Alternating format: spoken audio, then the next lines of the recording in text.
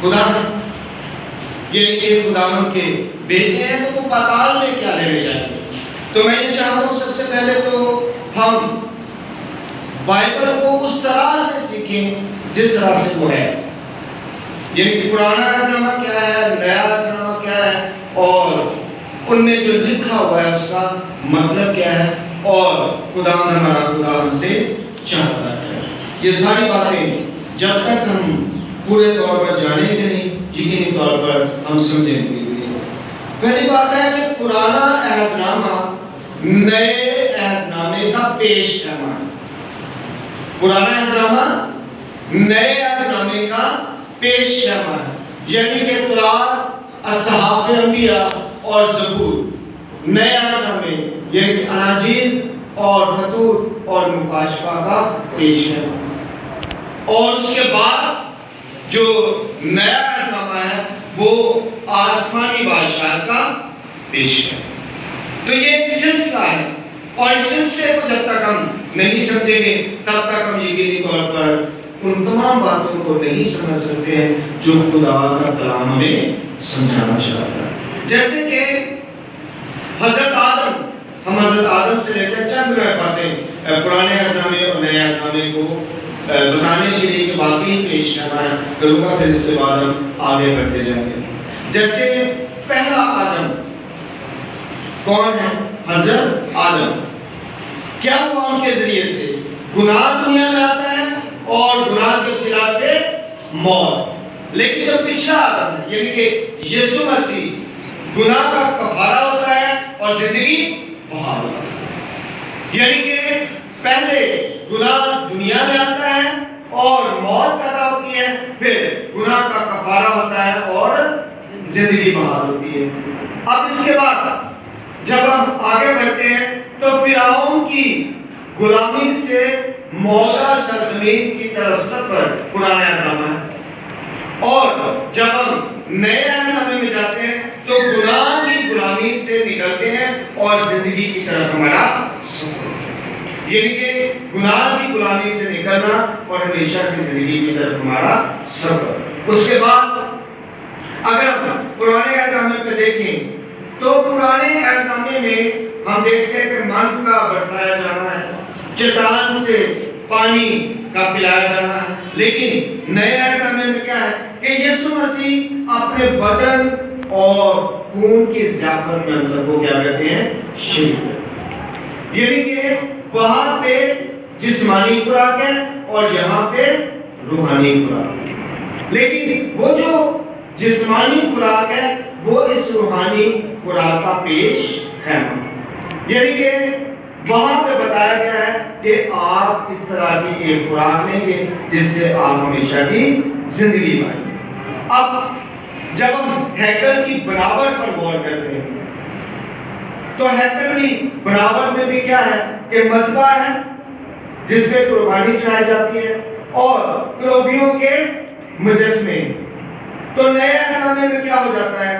یسوع مسیح کی پاک قربانی کے لیے پاکلدار اور مقدسین کے مجسمے، یعنی کہ وہی جو پرانے عہد نامے میں ہے اسی کا پیش نامہ نیا عہد نامہ ہے۔ اور جس طرح سے پرانے عہد نامے میں بڑے کو ذبح کیا جاتا تھا اور سالانہ گناہ معاف ہوتے تھے، اسی طرح سے ہم دیکھتے ہیں کہ مکاشفہ کی کتابوں میں بتاتی ہے کہ ذبح کیا ہوا بڑا ہی ہم تعریف، عزت اور تمجید کے لائق ہیں۔ اور اسی وجہ سے آپ دیکھیں کہ کیتھولک چرچ میں آپ کو کہیں پہ بھی خالی سلیب نہیں ملتی، بلکہ اس کے اوپر ذبح کیا ہوا بڑا ہی آپ کو دکھائی دیتا ہے، کیونکہ ذبح کیا بڑا ہی حمد کے بھی لائق ہے، تمجید کے بھی لائق ہے، ستائش کے بھی لائق ہے، بزرگی کے بھی لائق ہے۔ اور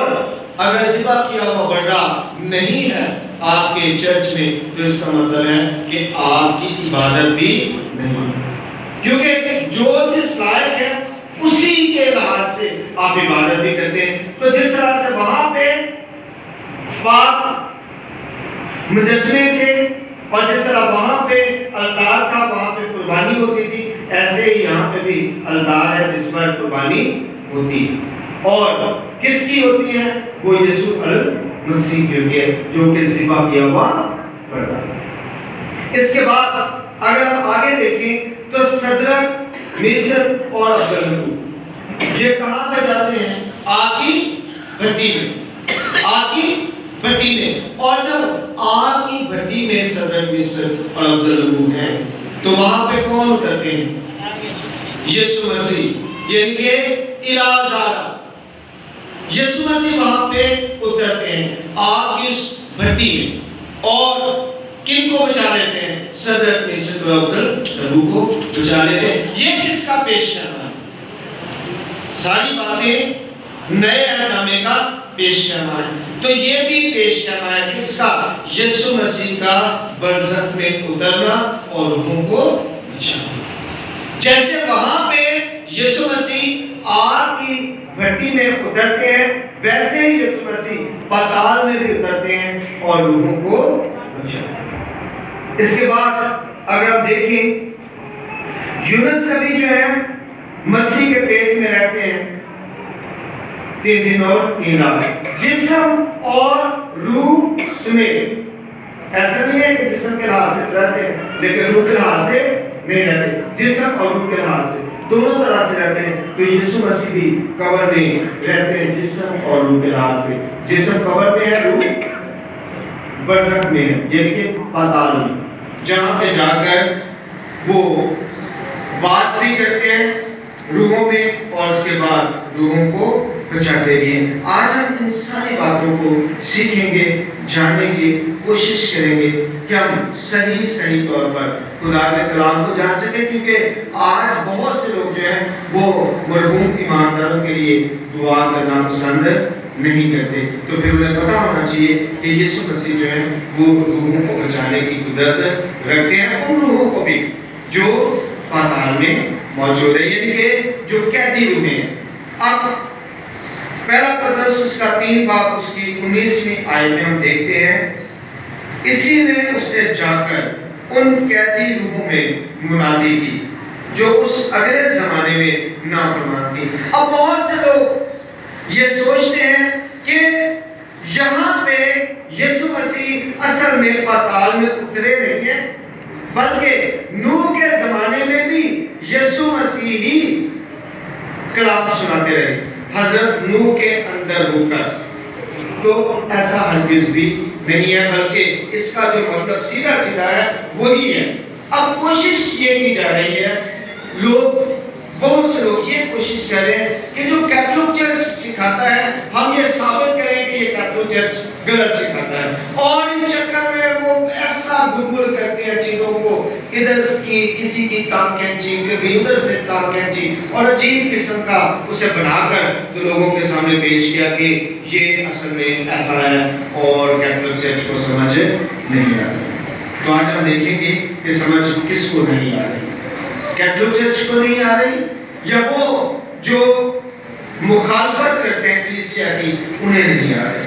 اور اب آگے جب دیکھتے ہیں تو زبور 139 اس کا 7ویں 8ویں آیت کو دیکھیں گے، کیونکہ یہاں پر 2 چیزیں ہیں، ایک یسوع مسیح کا پاتال میں جانا اور قیدی روحوں کو چھڑانا۔ اب سب سے پہلے ہم دیکھیں گے کہ یسوع مسیح پاتال میں گئے کہ نہیں گئے، پھر اس کے بعد دیکھیں گے کہ انہوں نے قیدی روحوں کو چھڑایا یا نہیں چھڑایا۔ اب پاتال میں جانے کی بات کرتے ہیں۔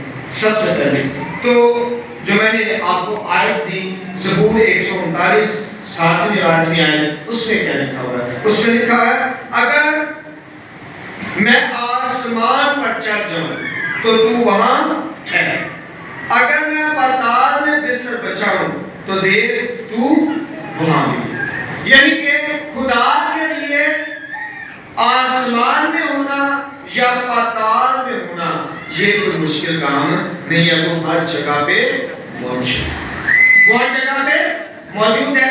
اور زبور نویس بڑی دلیری کے ساتھ اور دانائی کے ساتھ اس بات کو بتاتے ہیں کہ خدا آسمان پہ بھی ہے اور خدا پاتال میں بھی موجود ہے۔ اگر ہم اس سے آگے بڑھیں زبور 16 پہ اور اس کی 10ویں آیت پہ جائیں تو وہاں پہ لکھا ہوا ہے کیونکہ تو نہ میری جان کو پاتال میں رہنے دے گا اور نہ اپنے مقدس کو سڑنے دے گا.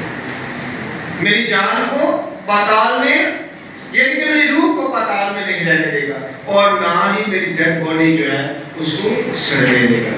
اب یسوع مسیح کے حق میں یہ بات حضرت داؤد کہتے ہیں، کیونکہ ہم یہ جانتے ہیں کہ حضرت داؤد جو ہے وہ قبر میں بھی جاتے ہیں اور ان کی روح جو ہے وہ پاتال میں جاتی ہے، اور پھر خدا یقینی طور پر اس کو بچانے والا ہے یسوع مسیح کے وسیلہ سے. اسے ہم دیکھیں گے کہ کب تمام کی تمام روحیں بچی ہیں اور کب تک روحیں جو ہیں وہ پاتال میں ٹھہریں. زبور 89 یعنی کہ 89 اس کی 48 میں لکھا ہوا ہے وہ کون سا آدمی ہے. اب حضرت داؤد اپنے متعلق بتا رہے ہیں. پہلے حضرت داؤد نے کس کے متعلق بتایا؟ یسوع مسیح کے متعلق کہ تو میری جان کو پاتال میں رہنے نہیں دے گا اور نہ ہی اپنے مقدس کو سڑنے دے گا. تو اب حضرت داؤد اپنے متعلق بات کریں گے. حضرت داؤد کہتے ہیں وہ کون سا آدمی ہے جو جیتا ہی رہے گا اور موت کو نہ دیکھے گا اور اپنی جان کو پاتال کے ہاتھ سے بچا لے گا. وہ کون سا آدمی؟ یعنی کہ ابھی عام انسان کے حوالے سے حضرت داؤد بتا رہے ہیں کوئی بھی ایسا آدمی نہیں ہے دنیا میں جو پاتال سے اپنی جان کو خود بچا لے گا جب تک کہ خدا اسے بچانا نہ چاہے. یعنی کہ اگر وہ بچائے گا تو وہ کون بچائے گا؟ وہ خدا بچائے گا. آپ خود اپنی جان کو پاتال سے بچا نہیں سکتے. اب اعمال 2 باب اس کے 31ویں آیت میں لکھا ہوا ہے حضرت پطرس حضرت داؤد کے حوالے سے اس حوالے کو لے کر 16:10 کو لے کر کہتے ہیں اس نے یعنی کہ حضرت داؤد نے پیش گوئی کے طور پر مسیح کے جی اٹھنے کا ذکر کیا کہ وہ نہ عالم ارواح میں چھوڑا گیا، نہ وہ عالم ارواح میں چھوڑا گیا، نہ اس کے جسم کے سڑنے کی نوبت پہنچی. حضرت پطرس اس بات کو واضح کر دیتے ہیں کہ جو بات حضرت داؤد نے فرمائی ہے اپنے مطلب نہیں فرمائی بلکہ یسوع مسیح کے متعلق فرمائی ہے کہ یسوع مسیح کے جسم کو عالم ارواح میں چھوڑا نہیں گیا. عالم ارواح میں چھوڑا نہیں گیا اس کا مطلب ہے کہ یسوع مسیح پاتال میں اتر گئے.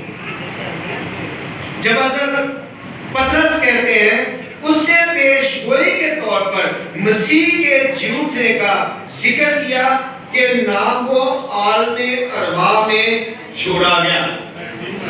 اس کا مطلب یہ نہیں ہے کہ وہ انٹر نہیں ہوا، یعنی کہ یسوع مسیح عالم ارواح میں داخل نہیں ہوئے، یہ نہیں ہے. کیونکہ اگر ہم انگلش بائبل کو دیکھیں تو اس میں لکھا ہوا ہے soul left in hell. soul left کا مطلب ہوتا ہے چھوڑا جانا. انٹر ہونے کے بعد کہا جاتا ہے کہ ہم نے اسے وہاں پہ چھوڑ دیا. تو پطرس رسول کہتے ہیں کہ یسوع مسیح کی روح کو پاتال میں عالم ارواح میں چھوڑا نہیں گیا اور نہ ہی ان کے جسم کو سڑنے کی نوبت آئی. اس کا مطلب ہے کہ ہم یہاں تک اس بات کو تو سمجھ گئے ہیں کہ یسوع مسیح پاتال میں اترے. جو لوگ یہ سمجھتے ہیں کہ یسوع مسیح پاتال میں گئے نہیں انہیں سمجھ آنا چاہیے کہ حضرت پطرس اس بات کی گواہی دیتے ہیں کہ وہ پاتال میں اترے تھے. اس کے بعد اگر آپ اس کو مزید سیکھنا چاہیں اعمال 2 باب 24-27، اعمال 13 باب 33-37 یہ امدادی آیات ہیں جن کو پڑھ کر مزید آپ اس بات کو سیکھ جاتے ہیں کہ یسوع مسیح پاتال میں اترے تھے. اس کے بعد کیا یسوع مسیح نے پاتال میں منادی کی اور روحوں کو بچایا؟ ضروری بات تو یہ ہے کہ ہم اس بات کو سیکھیں تاکہ ہم بھی آج روحوں کے لیے دعا کرنا سیکھ جائیں. کیا یسوع مسیح پاتال میں اتر کر منادی بھی کرتے ہیں؟ کیا وہاں جا کر واعظ بھی کرتے ہیں؟ جبکہ حضرت داؤد کہتے ہیں کہ قبر میں तेरी याद नहीं। और कब्र में कौन तेरी, मौत में तेरी याद नहीं होती और कब्र में कौन तेरी शुक्रगुजारी करे। तो अगर कब्र में खुदा की याद नहीं होती, ये कि मौत में खुदा की याद नहीं होती और कब्र में शुक्रगुजारी नहीं है, तो फिर यीशु मसीह पाताल में जाकर लोगों को बचा नहीं सकते। असल में क्या है कि ये जो आयत है, उस आयत का मतलब जो है वो कुछ और है। मौत में तेरी याद, इसका मतलब यह है कि जो शख्स भी मुर्दा है वो तुझे कभी भी याद नहीं। जो भी मुर्दा है, चाहे वो जिंदा है, जैसे यीशु मसीह ने कहा मुर्दों को उनके मुर्दे, जो भी लोग यीशु मसीह का इकरार नहीं करते हैं, उसे कबूल नहीं करते, वो मुर्दा है और वो फिर उसे याद भी नहीं कर सकते हैं, चाहे इस जिंदगी में हो और चाहे इसके बाद वाली में हो, क्योंकि यीशु मसीह जो है वो दोनों के खुदा हैं। यानी कि वो लोग जो जमीन पर हैं और वो लोग जो जमीन पर नहीं है, इस दुनिया से जा चुके हैं, वो दोनों के खुदावंद हैं। ये बहुत ज्यादा जरूरी है इसको समझना। और अब हम यूहन्ना 5:25 पे देखेंगे, मैं तुमसे सच कहता हूँ कि वो वक्त आता है, बल्कि अभी है, कि मुर्दे खुदा के बेटे की आवाज सुनो। मुर्दे खुदा के बेटे की आवाज सुनेंगे और जो सुनेंगे वो क्या करेंगे, जिएंगे।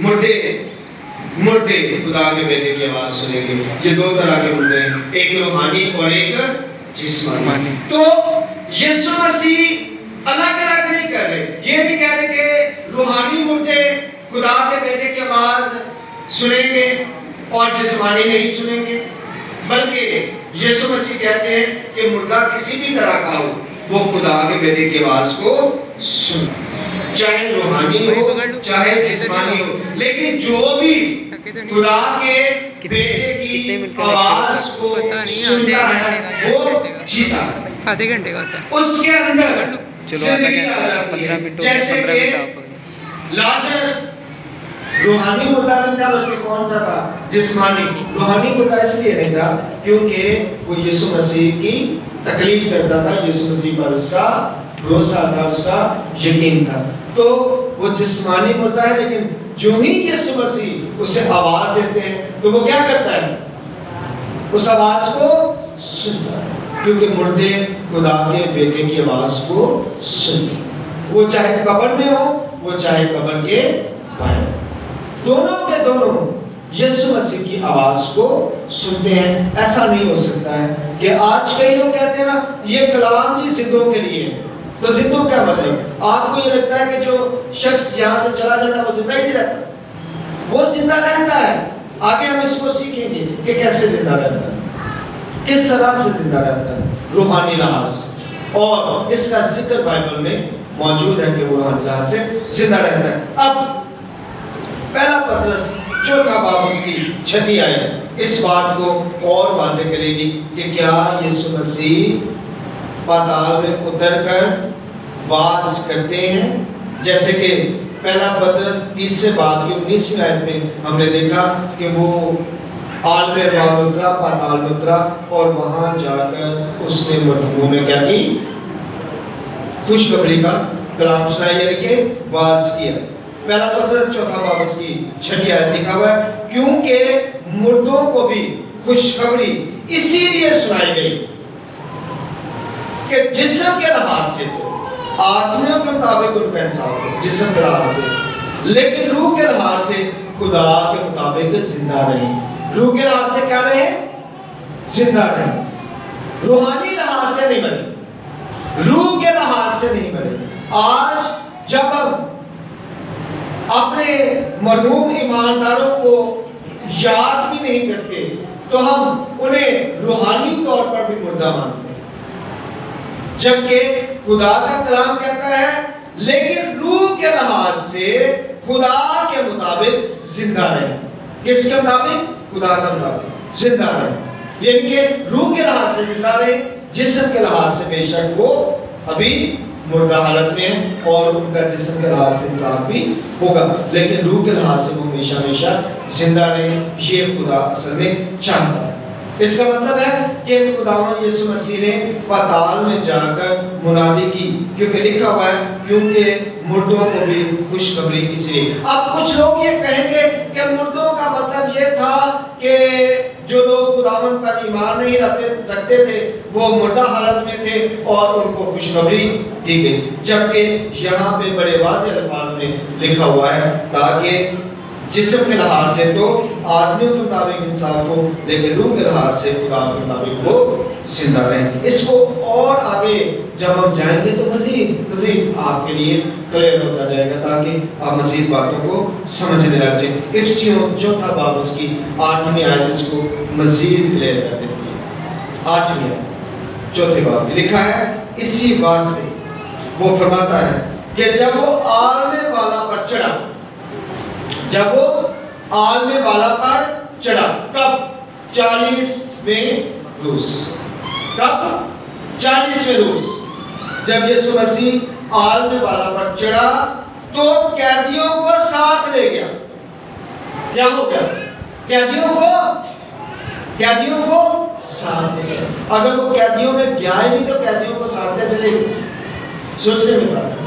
اگر یسوع مسیح پاتال میں اترے ہی نہیں، قیدی روحوں کو بچایا ہی نہیں، قیدی روحوں میں جا کے باز ہی نہیں کیا، انہیں خوشخبری کا کلام ہی نہیں سنایا، تو قیدیوں کو ساتھ کیسے لے گئے؟ لکھا ہے اسی واسطے وہ فرماتا ہے کہ جب وہ عالم بالا پر چڑھا تو قیدیوں کو ساتھ لے گیا۔ یہ کون سے قیدی ہیں؟ اگلی آیت اس کے متعلق بتا رہی ہے، اور آدمیوں کو انعام دیے۔ قیدیوں کو ساتھ لے گیا اور آدمیوں کو انعام دیے۔ کن آدمیوں کو؟ وہ مقدسین۔ جب یسوع مسیح صلیب پر مرتے ہیں تو لکھا ہے کہ بہت سے مقدسین قبروں سے اٹھے اور بہتوں کو دکھائی دیے۔ ان مقدسین کو انعام بھی دیے، یعنی کہ انبیاء کرام کو جنہوں نے منادی کی تھی، انہیں یسوع مسیح نے پھر انعامات بھی دیے کہ آپ نے بہت اچھا کام کیا اس دنیا میں، اب میں آپ کو آپ کے کام کے حوالے سے انعام دیتا ہوں۔ اس کا مطلب ہے کہ جو لوگ اچھے اعمال کرتے ہیں اس زندگی میں انہیں انعام ملتا ہے۔ ہمیں انعام دینے کے لیے کام کرنے کی ضرورت ہے، ورنہ تو قیدی لوگوں کو خداوند چھڑا ہی دیتے ہیں، جو بھی اس پر ایمان رکھتا ہے اسے وہ چھڑا ہی دیتے ہیں۔ آگے دیکھیں، اس کے چڑھنے سے، آگے لکھا ہوا ہے 10ویں آیت میں اور 9ویں آیت میں سوری، اس کے چڑھنے سے اور کیا پایا جاتا ہے سوائے اس کے کہ وہ زمین کے نیچے کے علاقے میں اترا بھی تھا۔ اس کے چڑھنے سے کیا پایا جاتا ہے اس کے سوا کہ وہ زمین کے نچلے حصے میں اترا بھی تھا، یعنی کہ وہ پاتال میں گیا بھی تھا۔ اور جن روحوں کا ذکر کیا جا رہا ہے قیدی روحوں کو چھڑانے کا، وہ تمام کی تمام وہ تھی جو پاتال میں موجود تھی، یعنی کہ عالم ارواح میں موجود تھی۔ ان روحوں کو یسوع مسیح اپنے ساتھ اوپر لے گئے۔ اور اس کے بعد اگر ہم مکاشفہ کی کتاب پڑھیں تو وہاں لکھا ہوا ہے، اور میں زندہ ہوں، میں مر گیا تھا اور دیکھ عبدالآباد زندہ رہوں گا، اور موت اور عالم ارواح کی کنجیاں، یعنی کہ پاتال ہی عالم ارواح ہے، یہی برزخ ہے۔ برزخ، عالم ارواح اور پاتال ایک ہی چیز کے نام ہے، اور اسے ہبریو میں کہتے ہیں شیول۔ ٹھیک، تو ایک ہی چیز کا شیول میں پاتال، برزخ، عالم ارواح۔ تو یسوع مسیح کہتے ہیں میرے پاس عالم ارواح کی کیا ہے؟ کنجیاں۔ تو کنجیاں مطلب یہ ہے کہ جب چاہوں جس کو چاہوں تالا کھولوں اور نکالوں، جب چاہوں جس کو چاہوں تالا کھولوں اور نکالوں، کیونکہ میرے پاس عالم ارواح کی کیا ہے؟ کنجیاں۔ اور جب ہم مرحوم ایمانداروں کے لیے دعا مانگتے ہیں تو ہوتا کیا ہے؟ ہم یہی یسوع مسیح سے کہتے ہیں کہ آپ ان لوگوں کو کیا کریں؟ بچائیں۔ بالکل اسی طرح سے جیسے آپ آسمان پر جب جانے والے تھے تو اس سے پہلے آپ پاتال میں گئے اور آپ نے لوگوں کو بچایا۔ چونکہ آپ کے پاس عالم ارواح کی کنجیاں ہیں اور آپ کے لیے یہ مشکل نہیں ہے کہ پاتال میں جا کر ان لوگوں کو بچا سکیں، تو آپ سے التماس ہے کہ آپ پاتال میں جو عالم ارواح میں ہوئے ہیں انہیں بچائیے۔ ہم پاس جب ہم کسی مرحوم کے لیے گزرانتے ہیں تو اسی لیے گزرانتے ہیں، ہم یسوع مسیح سے التجا کر رہے ہوتے ہیں کہ آپ ان لوگوں کو بچائیں، آپ ان لوگوں کو کیا کریں؟ اپنے پاس لیکن تاکہ وہ روحانی طور پر نہ مریں۔ یہ بہت زیادہ ضروری ہے۔ ایسا نہ ہو کہ وہ جسمانی طور پر بھی اور روحانی طور پر بھی مردہ ہو جائے، بلکہ وہ جسمانی طور پر تو بے شک قبر میں ہو لیکن روحانی طور پر ان کی روح کیا ہو؟ زندہ۔ اور وہ تبھی ہو سکتی ہے جب وہ یسوع مسیح کے پاک ہاتھوں میں ہوتی ہے۔ جب روح یسوع کے پاک ہاتھوں میں نہیں ہوتی ہے تو وہ کسی طور پر بھی زندہ نہیں ہوتی۔ اور ہمیں ہر لمحہ یہ کہنے کی ضرورت ہے، یہ جو 40واں کیا جاتا ہے اس کا مطلب بھی اصل میں یہی ہوتا ہے، کیونکہ 40 روز کے بعد یسوع مسیح ارواح کو لے کر آسمان پر عالم بالا پر 40ویں روز جب گئے تھے تو پھر کیا ہوا کہ وہ تمام ارواح کو بھی لے گئے۔ تو ہم اس بات پر یقین کرتے ہیں کہ 40ویں کی عبادت کے دوران میں یسوع مسیح اس روح کو بھی جو پاتال میں گئی ہے اپنے پاس اوپر کھینچ لیتا۔ بہت سے لوگ تو مانتے ہی نہیں ہے نا، وہ کہتے ہی نہیں 40واں، کہتا ہے فضول خرچی ہے، یہ ہے وہ ہے، عجیب سی باتیں۔ ہوتا کیا ہے؟ ہوتا یہ ہے کہ ابلیس نہیں چاہتا، یہ ابلیس نہیں چاہتا۔